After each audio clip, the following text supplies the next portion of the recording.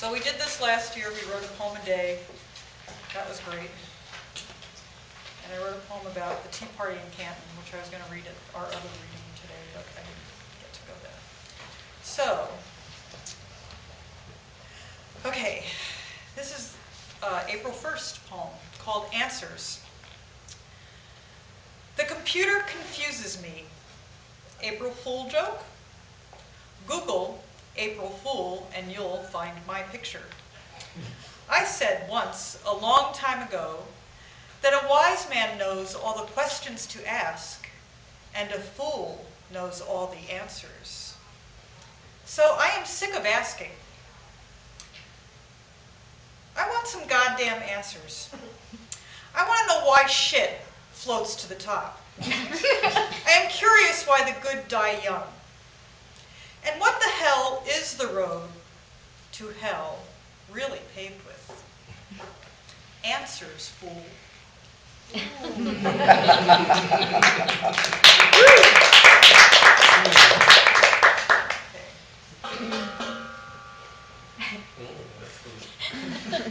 Okay, this is called paper. Infected computer. Sick with another virus. So I am forced to put pen to paper. A purple grocery list pad with wine and cheese and grapes. I went to wine and cheese parties once upon a time. But this is about paper. Paper is my life. I have written poems and notes for poems on matchbooks, napkins, envelopes, inside books, on cardboard, in journals, and on beautiful stationery. I currently am an archivist, so I collect everything paper. Newspapers, magazines, ledgers, scrapbooks, old directories, maps, diaries, contracts, receipts, wills, books, and more books, even poetry books. It's a good thing I love books, but it's the odd little piece of paper I find tucked among all the other documents that interests me. It is a little note to self, or a name and address, or latitude and longitude, or directions for a home remedy, a little map, hand-drawn and crumpled. These tiny, disconnected pieces of history are what keep me interested. The lost, forgotten note that is listened to and repeated 100 years later.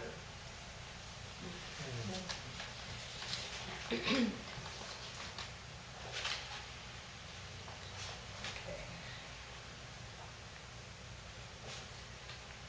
All right, I wrote this one when I had a couple of drinks.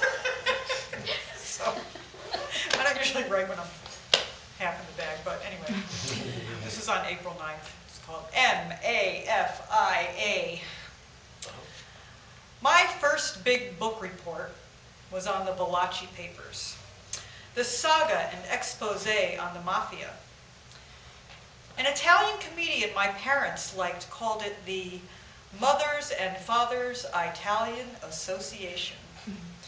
For a while, I thought that was true, but the Valachi papers was an account of an inside guy who did what no other made man had done, told the secrets of the mafia.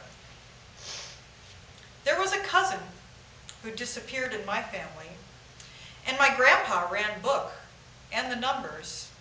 It was a lifelong obsession to play the horses, the numbers. He'd bet on which old man would fart first. It didn't matter as long as there were odds. I don't gamble, not with money anyway. I've taken this stupid chance too many times, and shit, I'm still here, so the odds weren't against me. And I guess I'm still winning.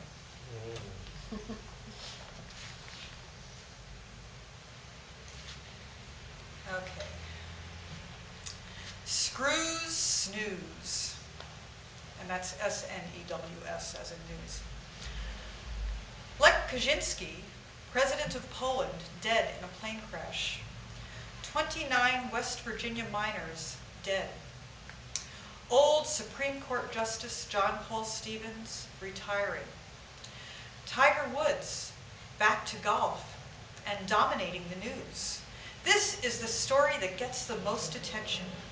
Not dead miners or a dead president, not a distinguished longest-term U.S. Supreme Court justice. No, it's the athlete who couldn't keep it in his pants.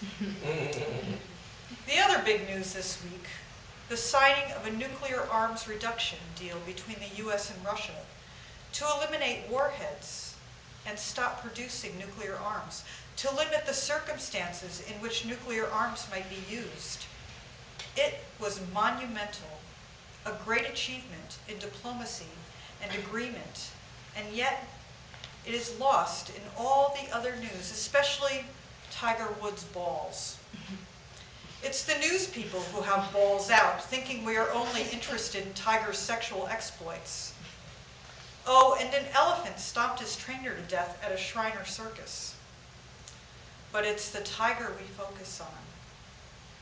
Because a guy who cheats on his wife and screws a bunch of young women, now that's news.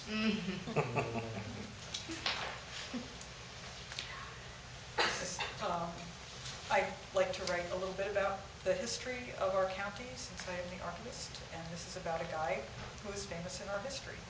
It's called Nimrod. A noted Nimrod, Adirondack hunter Thomas Meacham, killed everything he saw.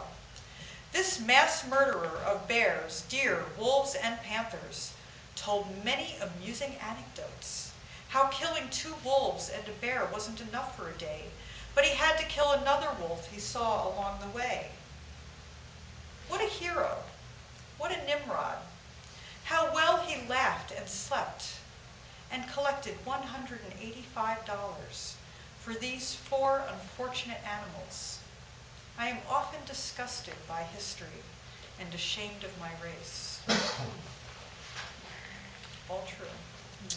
He actually killed over 2,500 deer, 77 panthers, so over 100 bears, I think it was, and I don't even know how many wolves. Dozens and dozens and dozens of wolves. So, anyway, that's what a Nimrod is. A Nimrod is a great hunter. Right. Okay. This is the one I wrote this morning. Everything Day. This is the last one I'll read. April 15th, Tax Day and Tea Party Day for the malcontents who want to go back in time. Tea parties used to be sweet things for little girls. And it's High Five Day. High five! It's 2 poetry readings in one day, one too many. It's Weird Hat Day, a self-proclaimed floating holiday. It's Rubber Eraser Day, for all of our mistakes. It's Leonardo da Vinci's birthday, and it's Jackie Robinson Day, to mark the baseball greats' debut with the Brooklyn Dodgers. The Titanic sank on this day, and Abraham Lincoln died on this day. Other things happen too, but right now it's Thursday, and I have far too much to do to sit and ponder everything.